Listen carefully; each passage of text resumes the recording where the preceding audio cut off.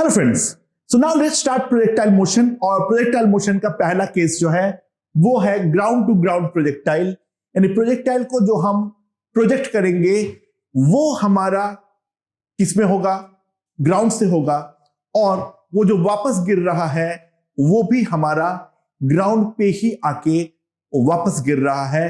तो now let's see क्या कर सकते हैं यहां पर। So let's set up the question first. ये है मेरा एक्स एक्सिस, ये है मेरा वाई एक्सिस। नाउ यहां पर ओरिजिन से 0,0 से एक पार्टिकल को वेलोसिटी v से फेंक रहा हूं at an angle of theta. Particle को वेलोसिटी v से फेंक रहा हूं at an angle of theta.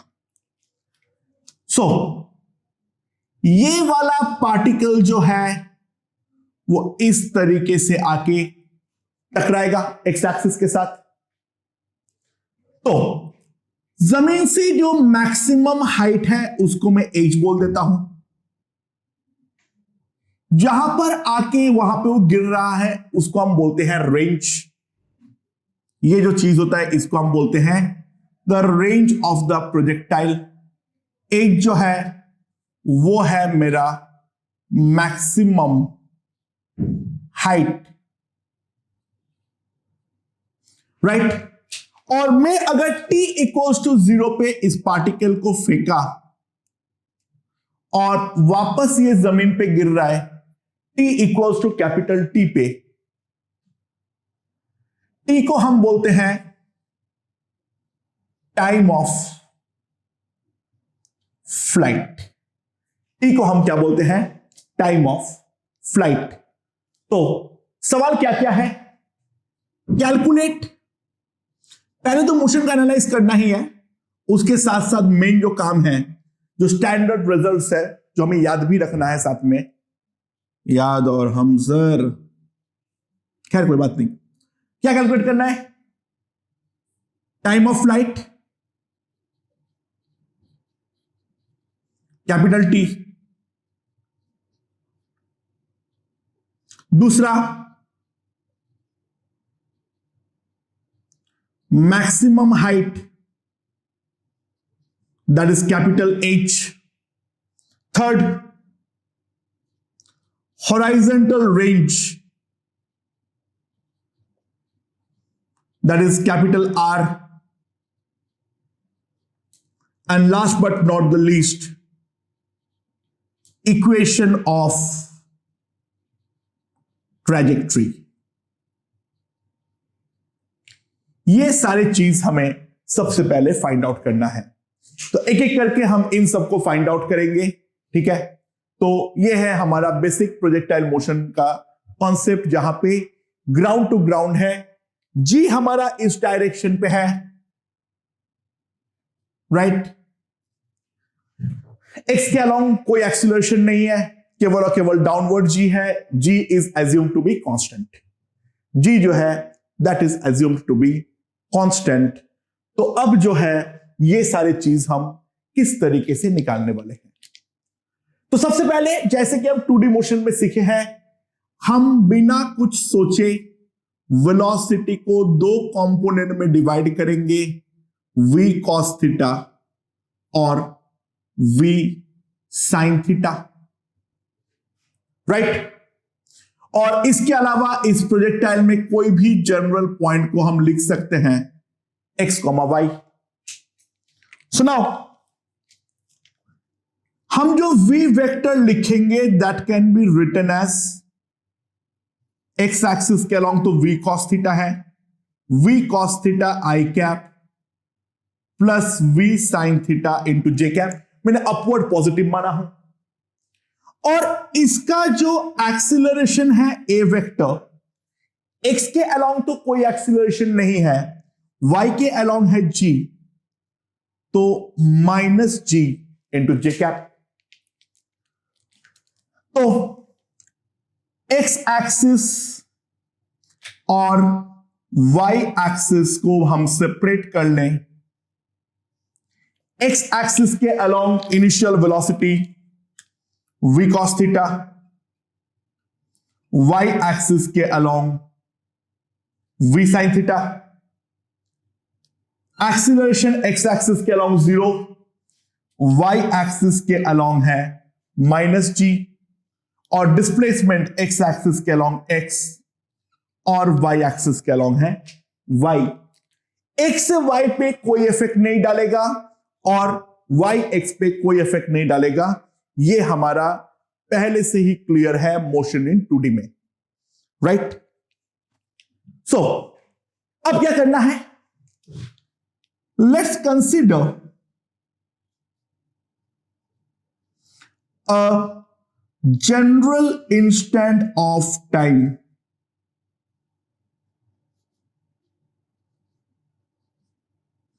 t। हम कोई भी एक जनरल इंस्टेंट ऑफ टाइम ले रहे हैं t। अच्छा, इस general instant of time t पे मैं क्या लिख सकता हूं, क्योंकि x के अलावा कोई एक्सीलरेशन नहीं है तो वेलोसिटी कांस्टेंट है, तो vx तो मैं हमेशा ही लिख सकता हूं v cos थीटा, राइट। और y एक्सिस के अलावा मैं एक चीज लिख सकता हूं जो मेरा vy है, initial velocity is v sin theta, acceleration is -g, so v equals to u plus at करते हुए मैं vy तो डेफिनेटली ये लिख सकता हूं। अच्छा, x के अलावा वेलोसिटी कांस्टेंट है v cos थीटा, तो मैं x तो लिख सकता हूं v cos theta into t,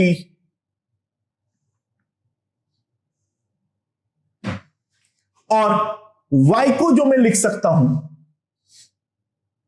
v sin theta into t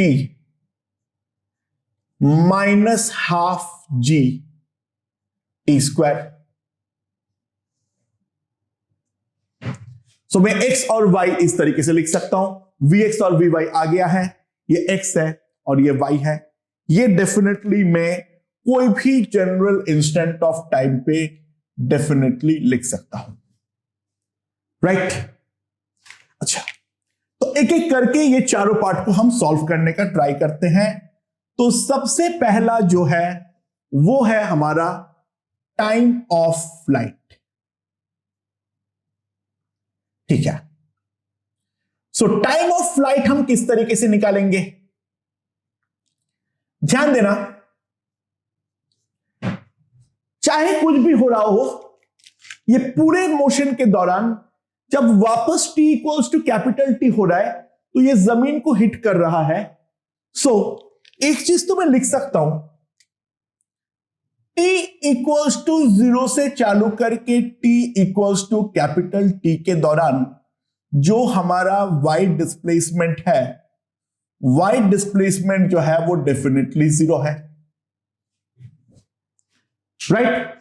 और y डिस्प्लेसमेंट के लिए मैं ये रिलेशन तो ऑलरेडी निकाल रखा हूं, तो सिंपल सी बात है, इनिशियली y 0 है तो y at capital time t that must be equals to 0, ये तो मैं लिख सकता हूं। So if I solve 0 equals to v sin theta into capital T minus half g capital T square. Obviously बात है, कैपिटल T मेरा 0 तो नहीं हो सकता है, वो तो इसलिए आ रहा है क्योंकि इनिशियली भी 0 है, तो capital T is not equals to 0, so T is cancelled. So T अगर मेरा कैंसल्ड है तो मेरे पास आ जाएगा GT by 2 is equals to v sin theta, तो t जो आएगा वो आएगा 2v sin theta upon g,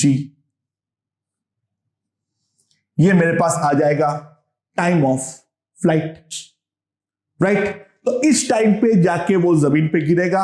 अच्छा, मैं अगर टाइम ऑफ फ्लाइट देखूं तो सिंपल सी बात है, time of flight t increases as theta increases, right? t equals to 0 at theta equals to 0 degree and t equals to 2v by g, जो कि होना भी चाहिए था अगर मैं वर्टिकली अपवर्ड प्रोजेक्ट करता। तो फॉर अ गिवन वेलोसिटी जैसे जैसे मैं एंगल को बढ़ाऊंगा वैसे वैसे मेरा टाइम ऑफ फ्लाइट जो है वो बढ़ेगा। अगर मैं 0 पे प्रोजेक्ट करूंगा तो बेसिकली वो प्रोजेक्टाइल मोशन होगा ही नहीं, तो टाइम ऑफ फ्लाइट लॉजिकली 0 आना चाहिए था, जो कि साफ साफ हमारा आया भी है। So now let's see the maximum height. Okay, maximum height को समझने के लिए हमें सबसे पहले थोड़ा सा मोशन को एनालाइज करने की जरूरत पड़ने वाली है। मैक्सिमम हाइट h निकालने के लिए मुझे थोड़ा सा मोशन को एनालाइज करने की जरूरत होना चाहिए।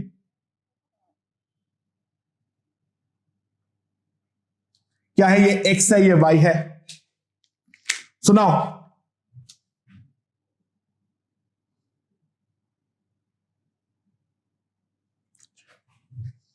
अब ध्यान देना, मैं जैसे जैसे ऊपर जाता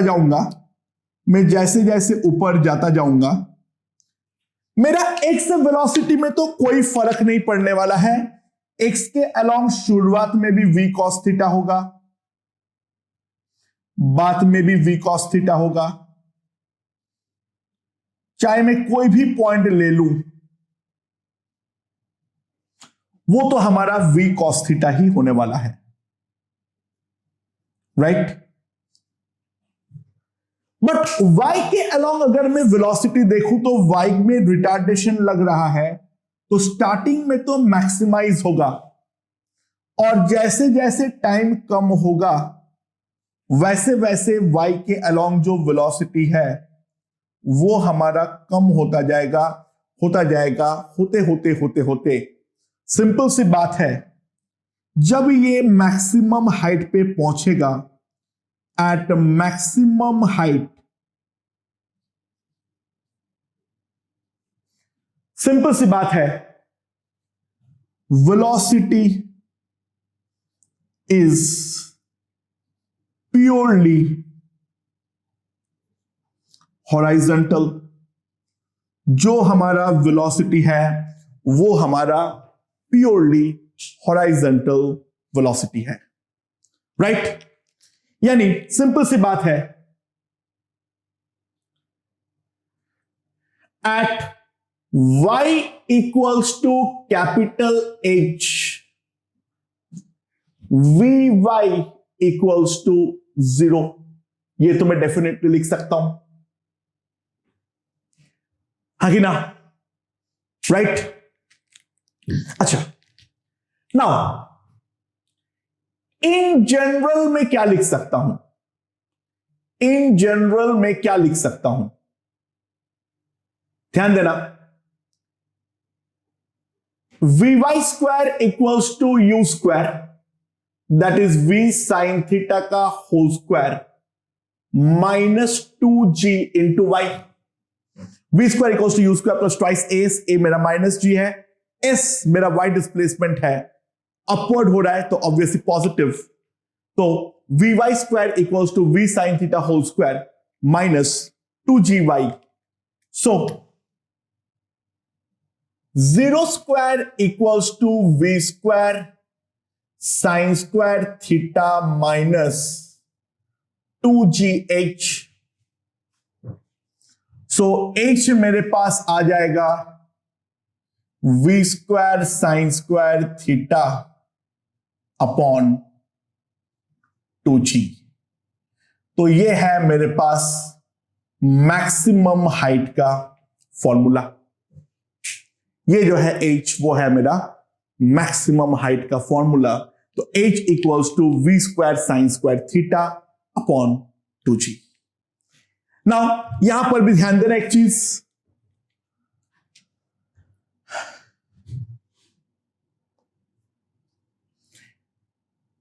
capital H increases as theta increases, sine theta बढ़ेगा, ऑब्वियसली बात है। सो capital H will be equals to 0 at theta equals to 0 degree and capital H equals to V square by 2G at theta equals to 90 degree. ये मेरे पास आ गया है, right? तो maximum height और टाइम ऑफ फ्लाइट दोनों ही ध्यान देना केवल y कंपोनेंट ऑफ वेलोसिटी पे डिपेंड करता है. उसको मैं जितना बढ़ाऊंगा मेरा कैपिटल H और जो हमारा टाइम ऑफ फ्लाइट है दोनों के दोनों ही बढ़ने वाला है. अच्छा, third, I am talking about now range, the horizontal range, capital R.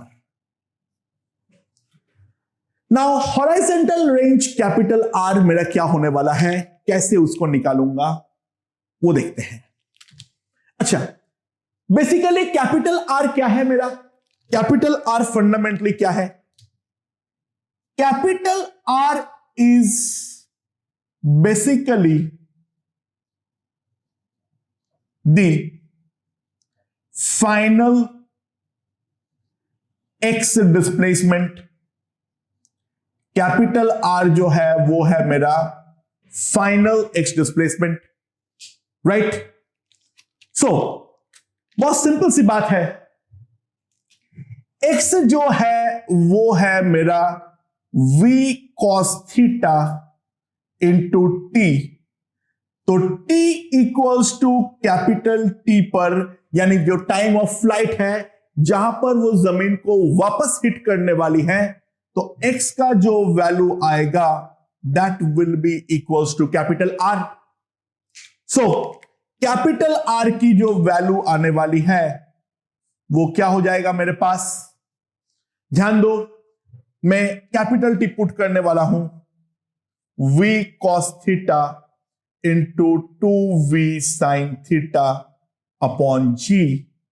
So R का जो वैल्यू आएगा वो आएगा 2v square sine theta cos theta upon g, right? So इसको मैं ऐसे भी लिख सकता हूं, v square by g into 2 sine theta cos theta. So that implies R जो आएगा वो आएगा v square by g into sine of 2 theta. ये मेरे पास आ गया हॉराइजेंटल रेंज का फॉर्मूला. अच्छा, अब मेरा सवाल ये है, जो रेंज जो है उसका थीटा के साथ क्या रिलेशन है? अब समस्या इसमें यह है, जो मैं थीटा बढ़ाऊंगा तो मेरा साइन थीटा तो बढ़ेगा लेकिन कॉस थीटा कम हो जाएगा, और थीटा को अगर मैं घटाऊंगा तो कॉस थीटा तो बढ़ेगा लेकिन साइन थीटा मेरा कम हो जाएगा. अब रेंज में समस्या यह है, वो साइन थीटा और कॉस थीटा दोनों पे ही डिपेंड करता है. तो ऑब्वियस सी बात है, राइट नाउ में देखते हुए तो ये नहीं बोल सकता हूं जो थीटा बढ़ाने या घटाने पे रेंज में क्या इफेक्ट पड़ने वाला है. तो इसके लिए एक साइड इक्वेशन करते हैं. Suppose instead of theta angle of projection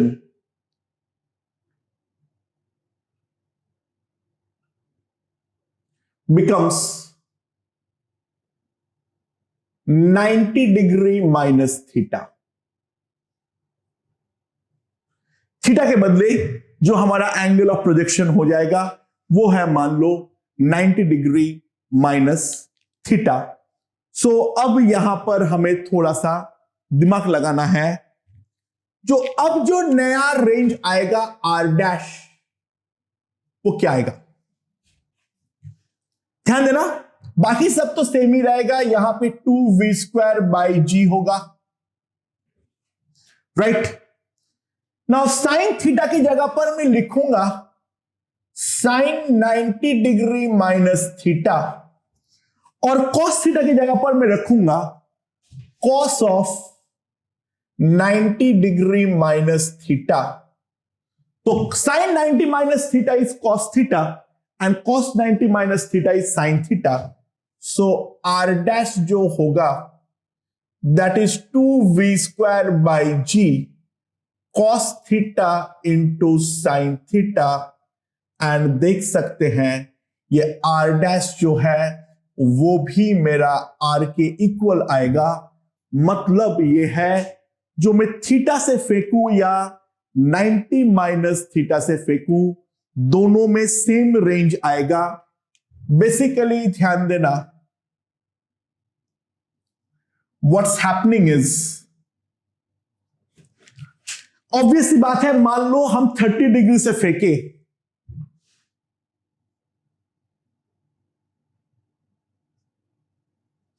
तो ये एक फ्लैटर कर्व बनाएगा, और वहीं पे 30 के बदले पे अगर हम 60 डिग्री पे फेंके तो it will be a higher graph like this. अगर हम 60 पे फेंके तो it will be a higher graph like this. लेकिन दोनों केस में ही वो सेम ही पॉइंट पे जमीन को हिट करने वाला है, तो we get same range for two angles of projection.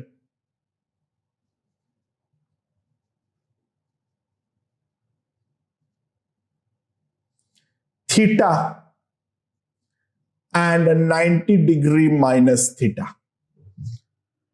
हमें सेम एंगल ऑफ प्रोजेक्शन दो डिफरेंट एंगल के लिए मिलेगा, थीटा और 90 माइनस थीटा।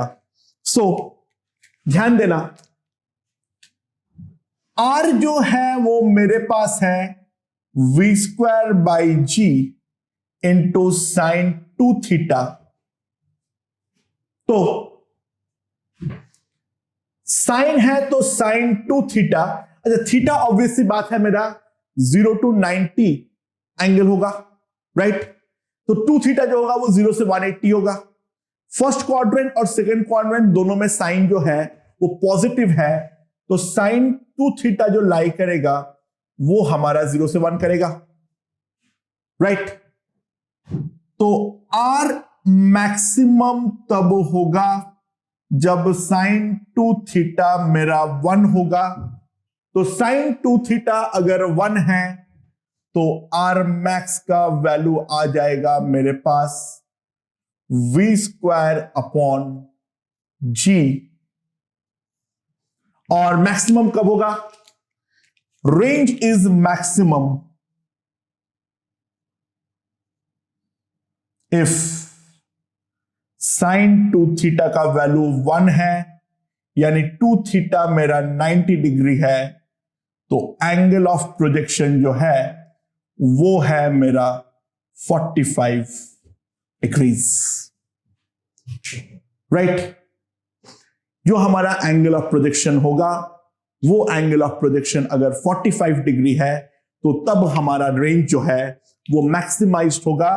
तो अगर मैं प्लॉट करूं रेंज वर्सेस थीटा तो हमें एक साइन का ग्राफ मिलने वाला है, और वो जो साइन का ग्राफ है